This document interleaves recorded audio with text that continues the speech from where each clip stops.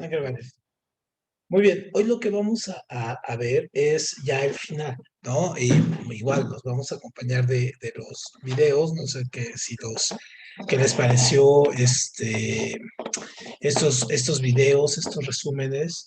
¿Tú cómo los viste, Fernando? Si te parece bien, si los has trabajado, si los habías visto.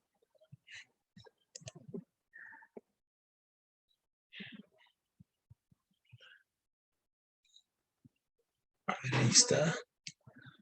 Muy bien. Bueno, vamos a comenzar. Déjame ponerle aquí esta de la pincel. A ver, ahí está. A ver. Muy bien. Un poco. Muy bien. Y luego más grande. Perfecto, ahí está. Muy bien. Bueno, entonces vamos a comenzar y les digo, vamos a trabajar un poco con estos videos y igual vamos a terminar un poquito antes por la cuestión de que tengo que comenzar con otra clase casi de inmediato. Muy bien, entonces un poco haciendo el resumen de lo que habíamos visto de las guerras, habíamos visto esto, ¿no? De la revolución y del porfiriato, que son los periodos más difíciles de entender, porque son como muy complicados ahí lo que pasa entre todos ellos, ¿no? Entonces habíamos visto que Porfirio Díaz era el que había estado muchísimo más tiempo, ¿no? Había estado 30 años en el poder, ¿no? Y se había vuelto un dictador. Y después de Díaz, ya casi saliendo del poder, va a acelerar su caída del poder. El asunto de tener esta entrevista de Díaz Creeman, donde dice que no se va a reelegir, al final sí se reelige con fraude y él va a competir con Madero, ¿no? Y entonces Madero va a llegar al poder con algo que se le conoce como Plan de San Luis. Y en este Plan de San Luis hace este famoso lema que se llama esta cuestión de sufragio efectivo no reelección. Entonces llega Madero y Madero se va a enfrentar a Zapata, ¿no? Y entonces Zapata va a ser su enemigo por la cuestión agraria. Y Zapata saca el plan de San Luis. El plan de San Luis. Y con el plan de San Luis, el plan de Ayala, perdón.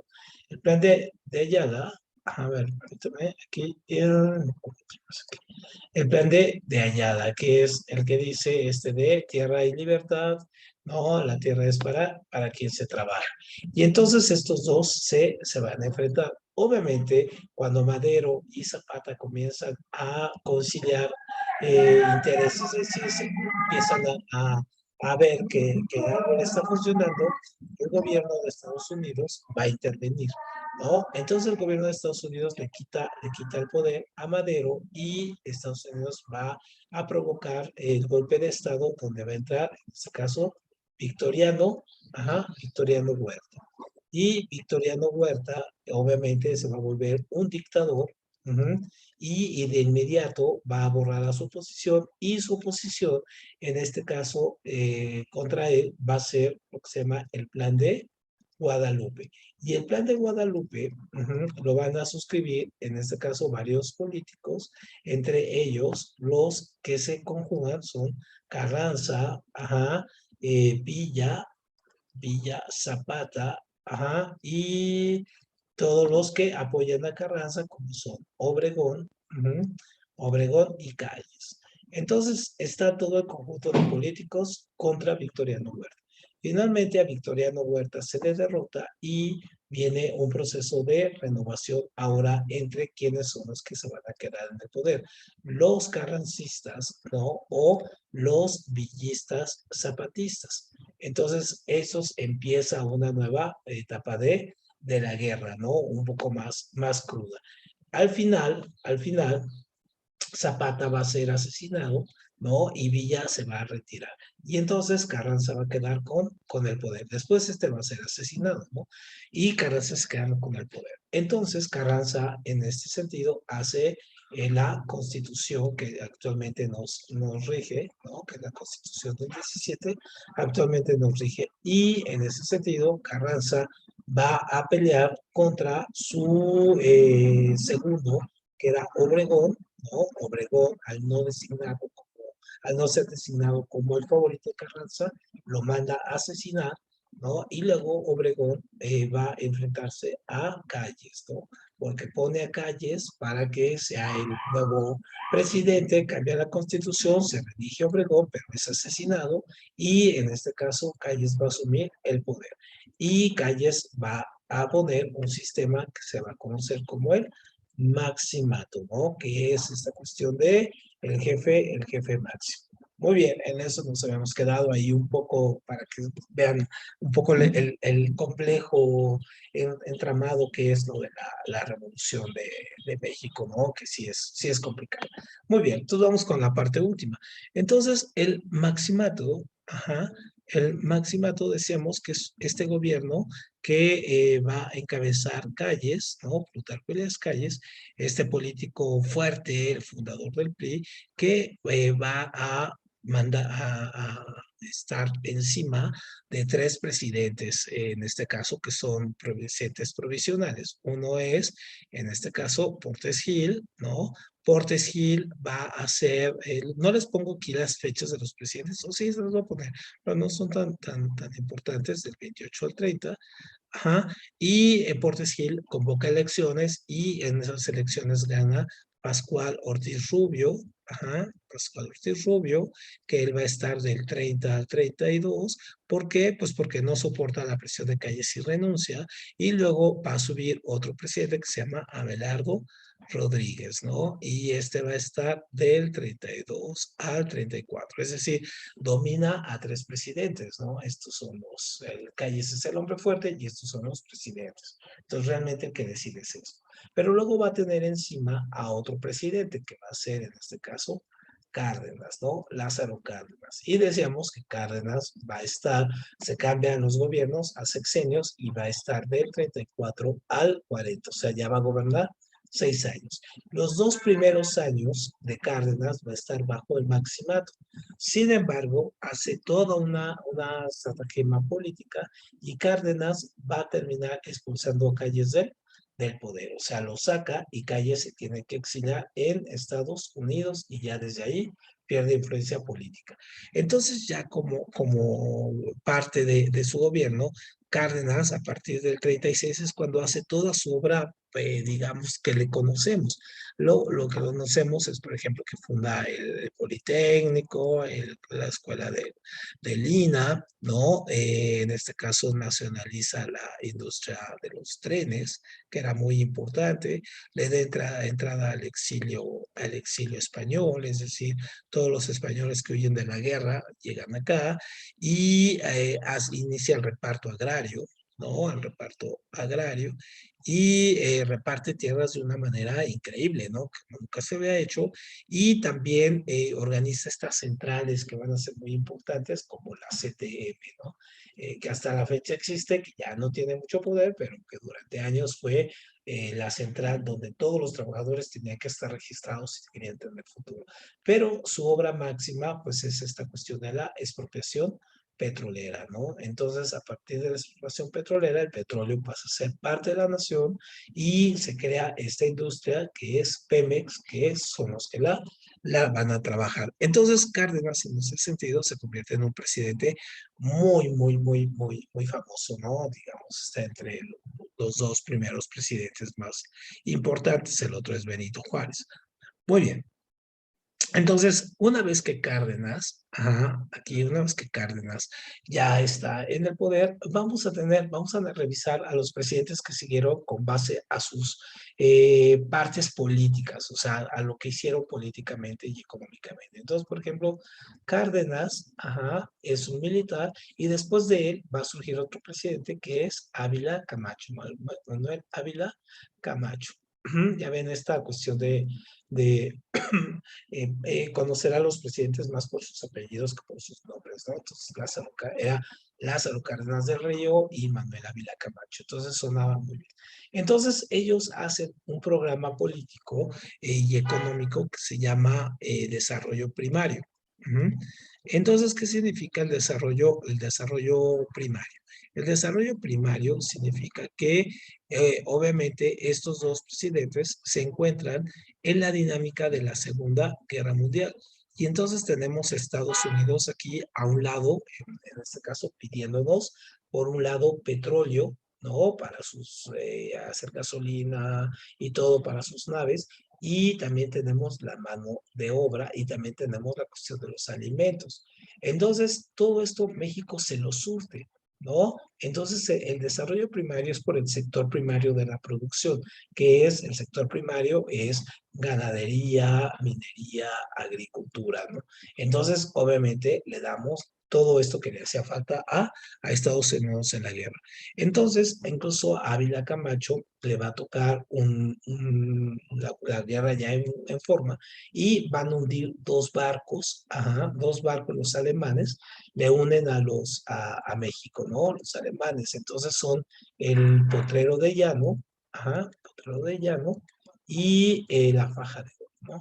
Entonces, estos dos barcos son hundidos por los nazis y obviamente Ávila Camacho le declara la guerra a los nazis. Y entonces, obviamente, no nada más es declarar la guerra, sino una de las formas en que participa es que envía el escuadrón 201, ¿no? Este escuadrón, que va a ser unos pilotos que se van a dividir en dos. Unos van a atacar en Europa, ¿no? Unos van a estar apoyando en Europa y otros van a estar atacando en el Pacífico, sobre todo la guerra con Japón, ¿no? Entonces, este escuadrón es el que participa, es nuestro gran aporte en la Segunda Guerra. Entonces, obviamente, Ávila Camacho en un momento dado se da cuenta de que están mandando mucha materia prima y le ha entrado mucho dinero y al mismo tiempo de que están produciendo mucho para el interior. Entonces, él a su programa económico incluso le va a poner sustitución de importaciones. Es decir, ya México, en este caso, ha alcanzado un nivel con Ávila Camacho de desarrollo primario, donde ya no necesita México importar, o sea, traer, o sea, comprar, ya no necesita importar alimentos, ¿no? O comprar, en este caso, petróleo, o sea, porque ya todo lo tiene aquí, o gasolinas, en fin, porque ya tanto han armado que ya ha logrado digamos, autosuficiencia. Entonces, Ávila Camacho, digamos, es un presidente que sí tiene mucha fortaleza, es el último gran militar que va a estar ahí, ¿no? Y después de este presidente, de estos dos, van a surgir otro presidente que con él se va a iniciar una nueva época, que va a ser Miguel Alemán. Ustedes son, digamos, todavía lo pueden ver a este porque este es como el que deja entrar aquí al país, por ejemplo, la televisión, la radio. Él es el que va a fundar, por ejemplo, Televisa, ¿no? Se llamaba Telesistema Mexicano y se va a fundar Televisa. Con todo esto va a ser, por ejemplo, el turismo se va a convertir en una prioridad. Incluso va a surgir, en este caso, Acapulco, es cuando surge Acapulco así con fuerza. A ver, déjame revisar aquí en el chat. Sí, Fernando, dime. Ah, no, nada, disculpe. Es que yo le iba a preguntar lo de Acapulco, pero lo acabo de mencionar. Disculpe. Ajá. Sí, Miguel O sea, Alemán es que era, según yo, algo así como bueno, no el fundador de Acapulco, pero el que impulsó Acapulco ujú. y fue el que hizo las películas mexicanas famosas y así. Exactamente, de hecho a él le toca, con todo este impulso de la televisión y el radio, viene la época de oro, ¿no? La época de oro del cine, donde vemos, por ejemplo, veíamos las películas de, no sé, de Niño Fernández, María Félix, ¿no? Barnabé, Cantinflas, entonces Pedro Infante, Jorge Negrete, entonces todas estas épocas se unen y Acapulco se vuelve, digamos, el paraíso, así como ahorita, a ese nivel, así como el centro turístico más importante del mundo en este momento es Dubái, ¿no? Toda la gente quiere ir a Dubái, no sé por qué, pero todo el mundo quiere ir a Dubái. Entonces, en esa época era Acapulco, ¿no? Entonces, Miguel Alemán estuvo del 48, espérame, 46, perdón, 46 al 52, ¿no? Esos fueron sus años. Entonces, sí, Acapulco era lo mejor de lo mejor, ¿no? Era, llegaban artistas de Hollywood, se filmaron películas ahí, tienen casas, en fin. Bueno, Acapulco ya no es lo que era en esa época, pero bueno, sigue siendo bonito, ¿no? Entonces, Miguel Alemán comienza a ver, a abrir la economía, ¿no? Abre la economía a sectores, por ejemplo, de la iniciativa privada, que se habían ido durante la revolución, ¿no? A muchas empresas extranjeras. Entonces, le toca una llegada de capitales muy fuerte, pero Miguel Alemán no tiene, digamos, no tiene un sustento fuerte para poder apoyar a la economía mexicana a través de la iniciativa privada y hay un pequeño periodo de crisis, ¿no? O sea, hay una mini crisis ahí económica derivada de esto. Y entonces también otra cosa que hace es crear C1 y se inaugura algo que se va a llamar este momento así, se le va a dar mucho pie a lo que es el muralismo mexicano. Entonces, el muralismo mexicano es así con Diego Rivera, Orozco, ¿no? Siqueiros, ¿no? Se vuelve muy nacionalista, pues por toda esta onda de que llegan tanto extranjero aquí y quieren demostrarles un México, ¿no?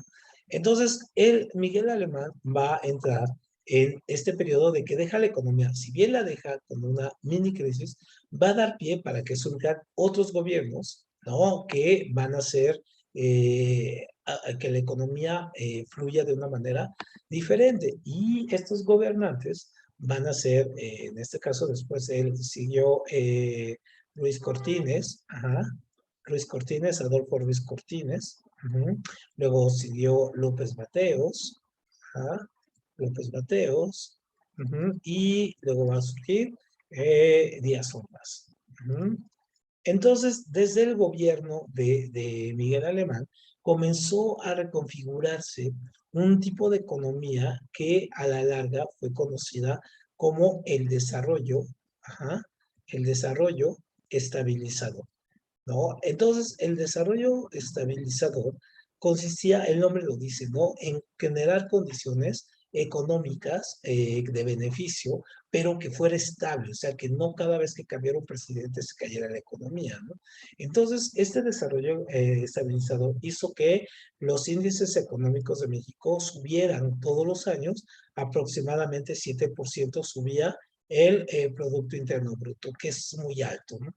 Entonces, este crecimiento de México se le conoció como el milagro, ¿no? El milagro mexicano, ¿no? El milagro mexicano.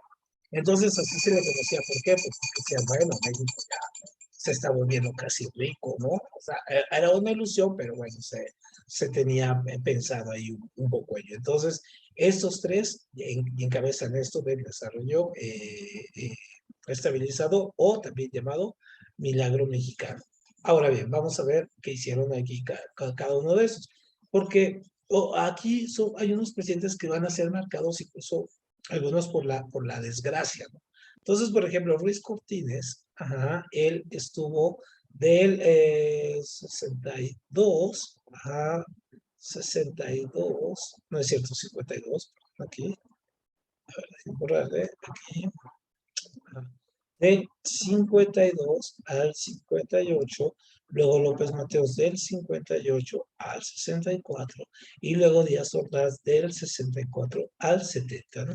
Entonces, Luis Cortines, él va a iniciar las grandes obras de urbanización, ¿no? Entonces, por ejemplo, él comienza toda esta cuestión de crear, por ejemplo, el periférico, ¿no? El viaducto, comienza a construir las ciudades, por ejemplo, ciudad satélite. Si alguien vive por allá, pues es de esta época, empieza a construir esto y comienza a estabilizar el dólar y el dólar queda a 12.50, o sea, queda ese precio durante estos gobiernos. Entonces, estabiliza el precio del dólar, el tipo de cambio y hay un flujo comercial muy intenso entre Estados Unidos y México, es decir, van y vienen los ingresos y entonces México con Luis Cortines pues, tiene una especie de crecimiento fuerte, ¿no?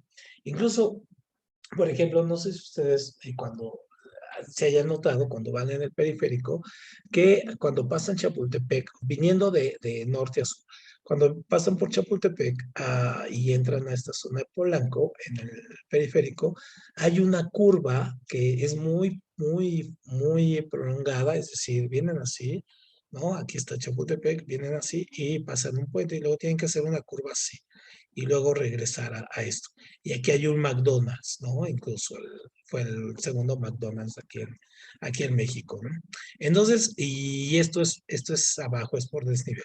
Entonces, esto lo hicieron porque aquí vivía la mamá del presidente, ¿no? Entonces, en el trazo no podían tirar la casa de la mamá del presidente para que pasara el periférico así, sino tuvieron que hacer esta curva abajo para hacer esto, ¿no?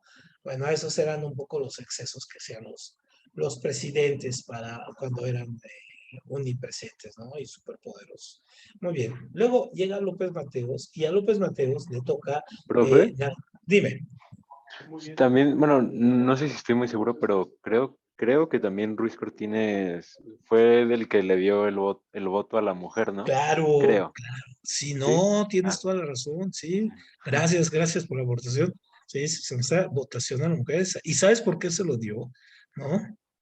Porque su mamá se lo pidió, ¿no? O sea, en Estados Unidos se lo dieron después de la Primera Guerra Mundial, aquí no lo había. Y entonces su mamá, que era una persona muy culta y que tenía una gran influencia en él, pero gran influencia en él, es la que le dice que si quiere que México avance, pues necesita que las mujeres voten, ¿no? Y esto a través de que esto que se busca, que el Congreso les dé el voto a la mujer. Y hubo mucho digamos, hubo mucha retención, o sea, hubo mucha gente que se opuso a esto, ¿no? No todo el mundo estaba de acuerdo con darle el voto a las mujeres. Esto sí fue toda una historia de ello. Entonces, qué bueno que lo pudiste rescatar, ¿no? Y de Pero esto. también fue porque creyó que las mujeres iban a votar por él para reelegirlo, ¿no? Algo así yo había leído.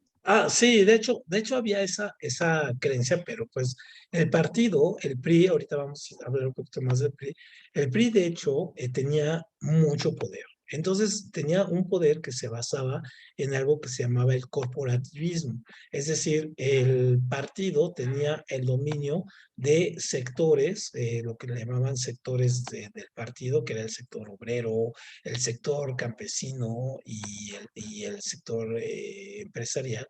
Entonces pensaban que con el dominio de esos sectores, pues tenían la reelección y de alguna manera sí lo tenían, ¿no? O sea, sí tenían, no tenían competencia. De hecho, por ejemplo, el PRI, ajá, que conocemos hoy, ese lo inicia, en este caso, Calles, ¿no? Calles lo inicia, pero es en el gobierno de Ruiz Cortines cuando se pone, ¿no?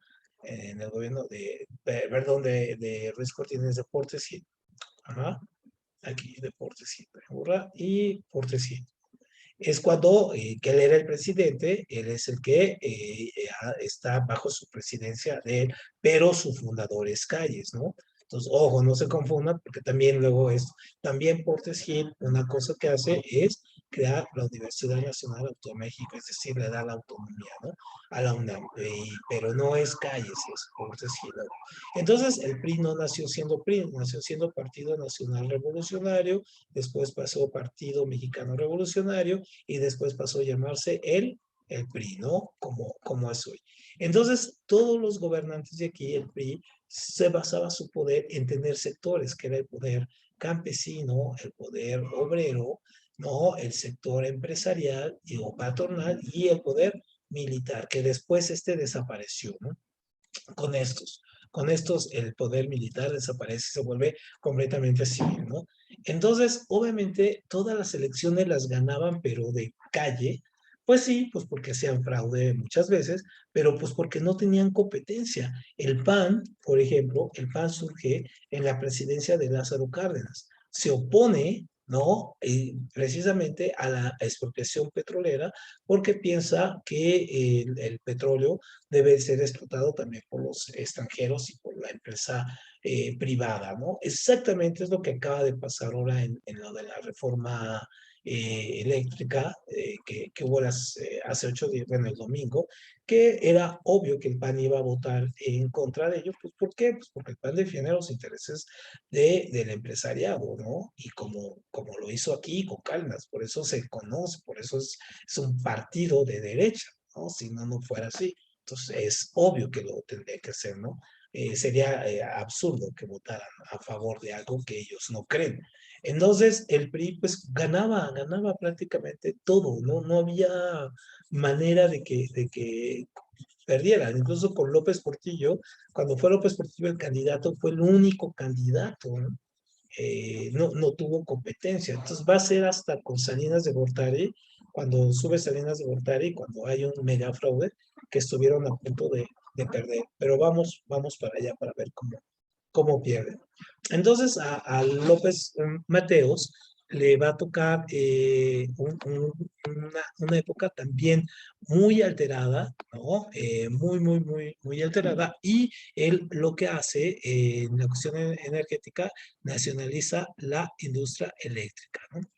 Entonces ahorita también está muy de moda este hombre, ¿no? Pues esto de la industria eléctrica. Entonces la tiene ahí.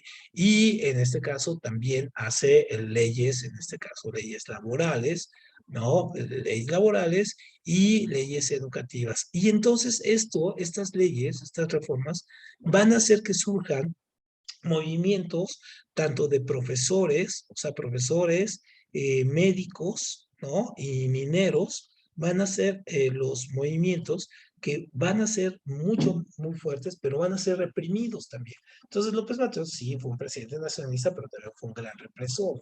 Estos grandes movimientos de profesores médicos y mineros pararon al país durante un tiempo, ¿no? Y otra cosa que se le recuerda a López Mateos es que crea los libros de texto gratuito, ¿no? Estos que utilizamos nosotros en la primaria y en la secundaria, estos son una creación de él, ¿no? Pone ello. Y su obra, que también es muy recordada, sobre todo para la gente que trabaja en gobierno, es que crea el Instituto de Seguridad Social de los Trabajadores del Estado, es decir, el ISSSTE, ¿no? Él lo crea y a partir de ahí va a comenzar a la gente que trabaja en el gobierno a tener seguridad social, ¿no? Antes nada más estaba el IMSS, que también es creación en este caso de Cárdenas, ¿no? Que era el seguro para todos. Muy bien. Entonces, este es López Mateos, ¿no? Y este López Mateos incluso es un presidente que en su momento fue como el Peña Nieto de su época. ¿Por qué? Pues porque era un tipo que tenía presencia, era guapetón, era buen tipo y todo, y pues se le conocía como que era muy ligador, ¿no? Y tenía mucho ligue. Entonces, en la época, en esta época, por ejemplo, sería inconcebible, ¿no? En la época existía un chiste para López Mateos. Entonces le decían, señor presidente, ¿hoy qué nos toca, no? ¿Nos toca viaje, no? ¿O nos toca vieja? Así era el chiste de la época, ¿no? Entonces, por esto, pues por el asunto de ser mujeriego totalmente, se le conocieron varios romances, y esto de viaje porque ha sido uno de los presidentes que más viajó al extranjero durante su presidencia, ¿no? Entonces eran los chistes. Y también otra cosa que le pasó a él, que está muy documentado, es que, por ejemplo, él sufría de dolores de cabeza, de estos de migraña, muy fuertes. Entonces, allí en Los Pinos, que es Lázaro Cárdenas, es el que inaugura la Casa de los Pinos, él le daban dolores de cabeza. Entonces, manda a construir un cuarto, ¿no? Bueno, había un cuarto y lo manda a adaptar con estos acolchones, todo acolchonado, para cuando le daban estos dolores de cabeza, de migraña, la muerte, él se metía y se podía golpear, ¿no? Aquí, tratando de quitárselo, como lo que existe ahora. Esto lo hizo por recomendación de médicos, ¿no? Entonces ahí se le quitaban los dolores. Entonces sí, fue un presidente bastante polémico este tipo, ¿no? Y luego va a surgir este otro presidente que va a tener esta característica de ser muy oscuro, ¿no? De Díaz Ordaz, también es un represor. Le toca el 68, o sea, curiosamente lo conocemos más por esta represión que por otra cosa que pudiera haber hecho. Entonces, a pesar de que él hizo algunas cosas, por ejemplo, él se puso a las armas nucleares en América Latina, incluso creó un organismo que era la OPANAL, o la OPANAL, sí, sí, creo que sí es, era este organismo para organización de proscribir las armas nucleares, ¿no? En América Latina. Entonces, con este organismo, él hace que no se pueda poner armas nucleares en el continente, ¿no? Entonces, también hace una siderúrgica, la siderúrgica más grande hasta la fecha, que es la siderúrgica Lázaro Cárdenas, que es donde se construyen, en este caso los astilleros, donde se construyen los barcos, ¿no? Aquí en México inaugura el metro, ¿no? El metro aquí en la Ciudad de México, que no es cosa menor, ¿no? Inaugura el metro, ¿no? Y le tocan los Juegos Olímpicos, en este caso de 1968, ¿no? Que fue como el pretexto para esto, de la represión. Entonces, según que en la historia habíamos visto que el 68 fue un año muy convulso, ¿no? Muchos movimientos sociales en todo el mundo. Entonces, el 68 en México se va a caracterizar por movimientos estudiantiles. De hecho, el 68 comienza como una pelea de una escuela contra otra. Entonces, que van a llegar los soldados, los policías a reprimir esa pelea, ¿no? A tratar de controlarla y a partir de ahí surge todo el movimiento del 68. Y va a culminar en octubre, ¿no? Con esta cuestión de la matanza de Tlatelolco, ¿no? Entonces, una pelea que comenzó en abril, les digo, de dos escuelas, va a terminar en esto. Y él lo que decía que era intereses extranjeros, que eran los comunistas, ¿no? Los que estaban interviniendo aquí, ¿no? Y bajo eso justificó su matanza, ¿no? El movimiento. Perfecto. Y de Díaz Ordaz después tuvo un hijo que se le conoce, es famoso el hijo porque anduvo con esta cantante de moda en la época de los 80 que era Thalía, ¿no? Que ahora creo que ustedes ni la conocen, ¿no? Y aparte ya es una cantante ya muy en decadencia. Pero bueno, luego surgen, de esto van a surgir unos gobernantes que son totalmente lo opuesto. O sea, van así como uno llega a otro deshace, uno llega a otro deshace. Entonces van a ser los gobiernos populistas, ajá, así se le conoce, porque son gobernantes que apelan mucho a la cuestión del pueblo, a la cuestión de su carisma, un tanto así como lo que es hoy AMLO, pero a diferencia de estos es que el populismo en este momento era como una doctrina que se veía en oposición a, digamos, a los gobiernos, esta guerra fría que había, ¿no? Entre los capitalistas y los comunistas, entre gringos y todo. Y entonces el populismo trataba de darle al pueblo otro tipo de desarrollo, ¿no?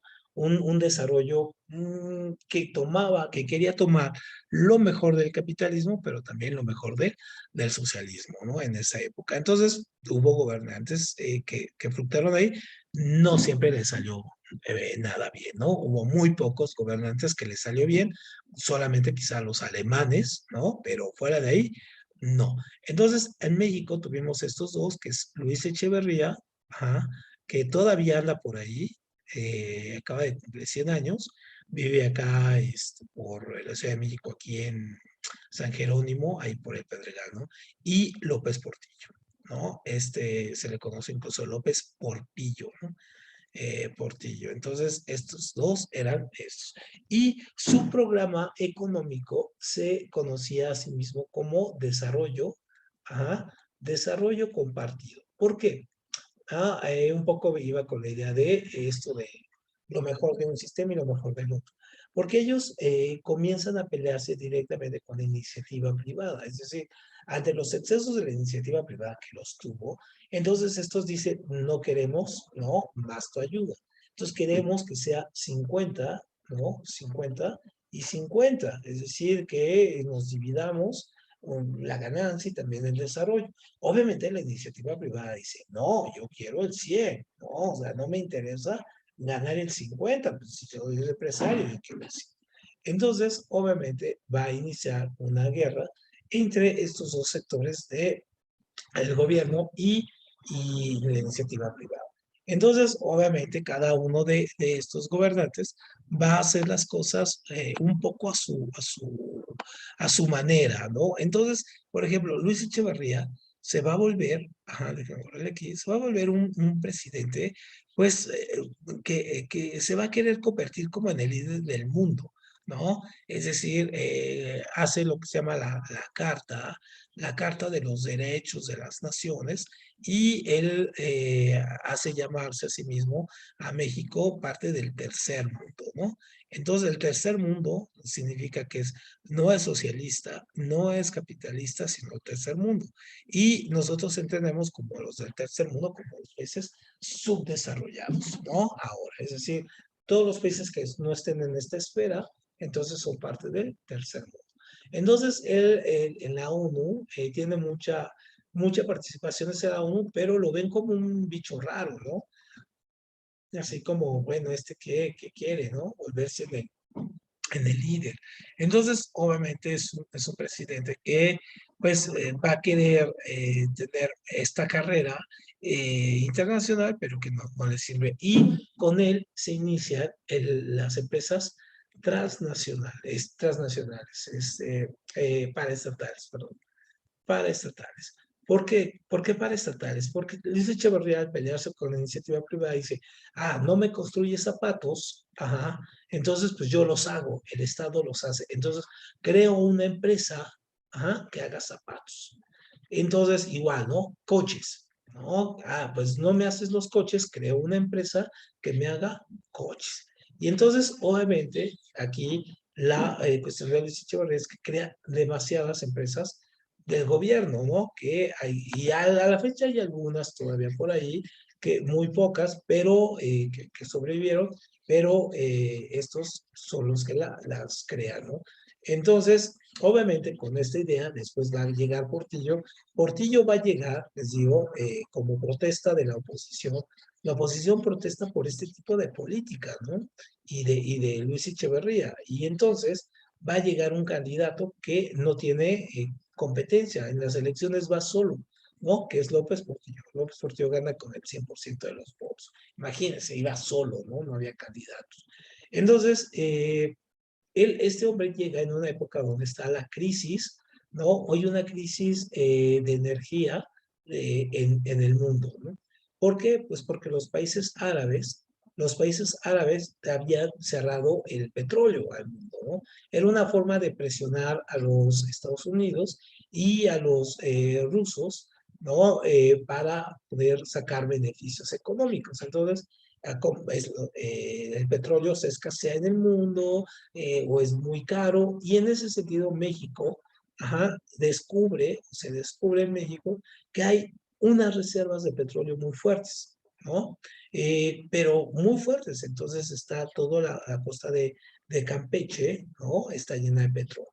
Entonces, el petróleo de México, que costaba $4 el barril, ¿no? De un día a otro se va a $100 el barril, ¿no? Entonces, imagínense el dinero que se hace. Entonces, Estados Unidos inmediatamente pues, le compra el petróleo a México, ¿no? Digamos que le ayuda a salvar esa crisis. Sin embargo, uno diría, bueno, ¿y por qué en ese momento no nos hicimos de primer mundo, ricos? Entró una cantidad de dinero brutal, ¿no?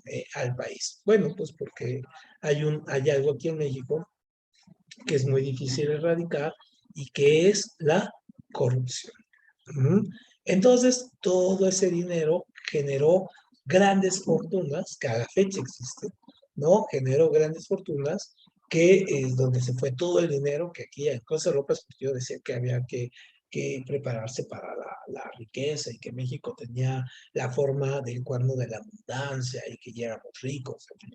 Pero todo ese dinero se va. Incluso él se manda a construir unas casas de lujo, ¿no? Y a su jefe de policía, por ejemplo, aquí en la Ciudad de México era el Negro Durazo, un policía que apenas tenía la primaria, y no es que la gente que tenga primaria no pueda hacer las cosas, pero este no tenía ni la menor preparación para ser jefe de la policía, ¿no? Entonces llega a ser el jefe de la policía sin ninguna preparación, pues porque la cuestión era robar, ¿no? Y tener lana. Entonces, obviamente, al final de su gobierno, López Portillo, el mundo se recupera y López Portillo se queda sin nada.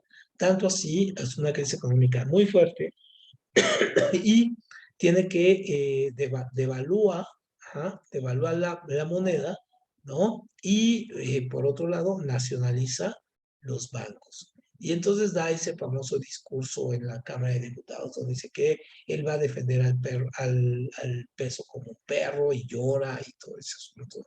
Entonces, bueno, ahí se va mucho de dinero. Entonces, ante esta catástrofe que representan estos dos gobernantes, va a llegar otro tipo de gobernantes que son en conjunto los gobernantes neoliberales. Entonces es Miguel de la Madrid Hurtado, ajá, Miguel de la Madrid Hurtado, Carlos Salinas de Gortari, va a ser después Ernesto Zedillo, ajá, y luego va a seguir esta cosa que nadie entiende que es Fox, luego Calderón, y luego Peña, ¿no? Entonces, Peña Nieto, vamos a poner aquí, Peña Nieto. Entonces, esos gobiernos, todos estos gobiernos, todos estos en conjunto, ajá, se llaman gobiernos neoliberales. ¿Mm? Ahora, ¿qué significa el neoliberalismo? Porque es una palabra que escuchamos mucho, ¿no? ¿Qué es el neoliberalismo? El neoliberalismo es básicamente que la iniciativa privada se hace cargo de las funciones estratégicas del Estado. El Estado se empequeñece y pasa a esas funciones a ser parte de la iniciativa privada. Entonces, ¿de dónde lo así, no? Digamos que aquí está todos los sectores que este es el Estado, ajá, y todos estos son los sectores que organizan, por ejemplo, educación, salud, alimentos, seguridad, comercio, energía, ¿no? En fin, diseño, en fin. Todos estos maneja el Estado. Pero el Estado no se puede hacer cargo de todo, entonces comienza a contratar a la iniciativa privada para que se haga cargo de estos organismos de estas partes, pero en su mayoría, ¿no? Gran mayoría. Entonces, ¿qué pasa con el Estado? El Estado al final va a ser una porción muy chiquita, ¿no? El Estado va a quedar así con esto de proporción y todo lo que es azul va a ser, en este caso, de la iniciativa privada. Entonces, eso es prácticamente el neoliberalismo, ¿no? Entonces, lo que hacen estos gobernantes es, sobre todo estos dos, lo primero que hacen es vender, ¿no? Vender todas las paraestatales, todas, ¿no?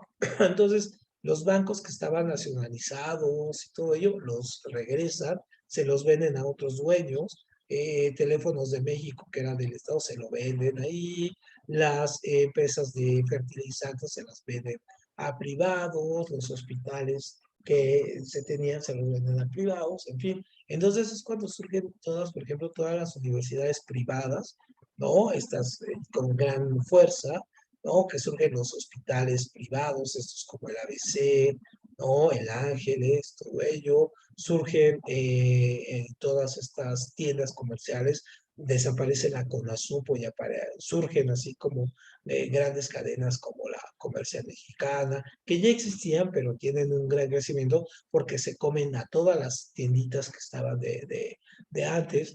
Y entonces, obviamente, México se empieza a quedar sin empresas paraestatales, ¿no?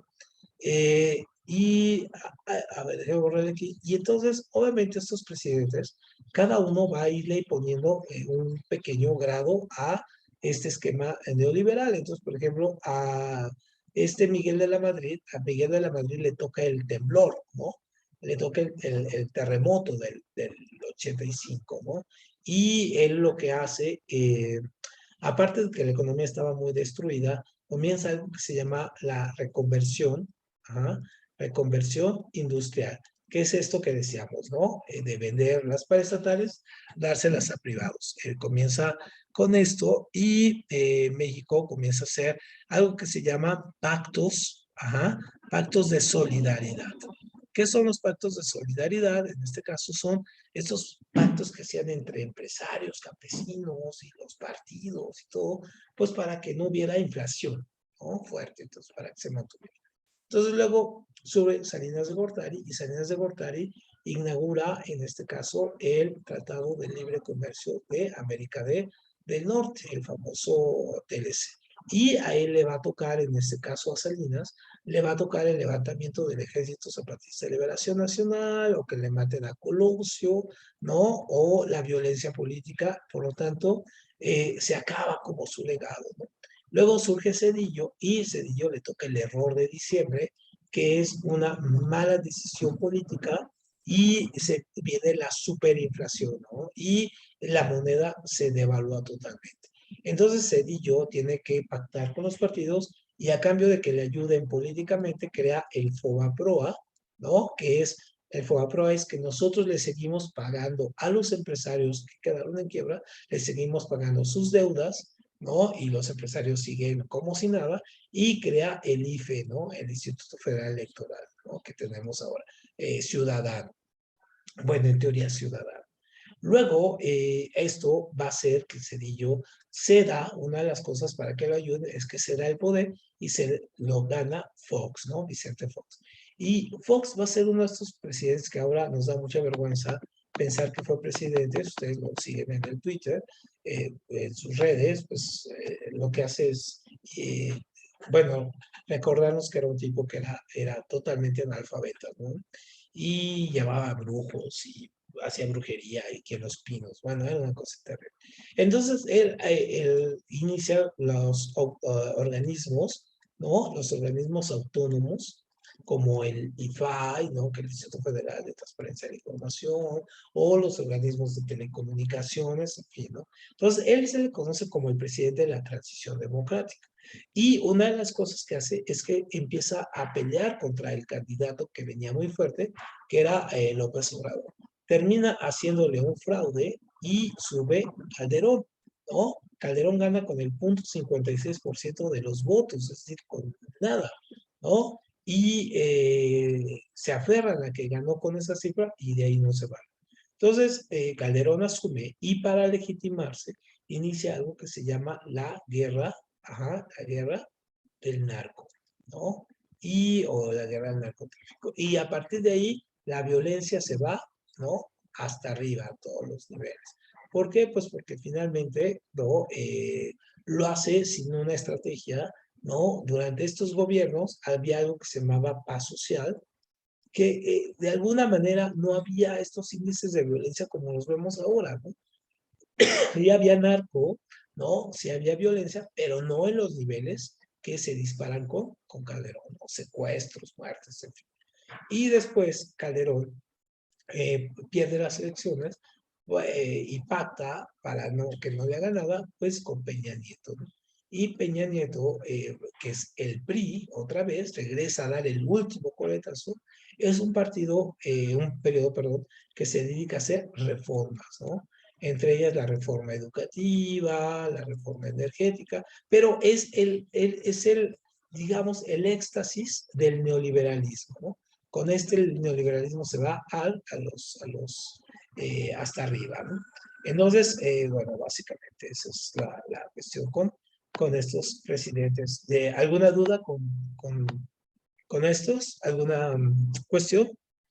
¿No? Entonces, les dejo porque ahorita ya no me da tiempo, se me fue el tiempo y tengo que entrar aquí a la otra, pero además les comparto aquí, les dejo de tarea que le echen un ojo a estos dos videos, al de Reconstrucción Nacional y a este último, que es el de México Contemporáneo, ¿no?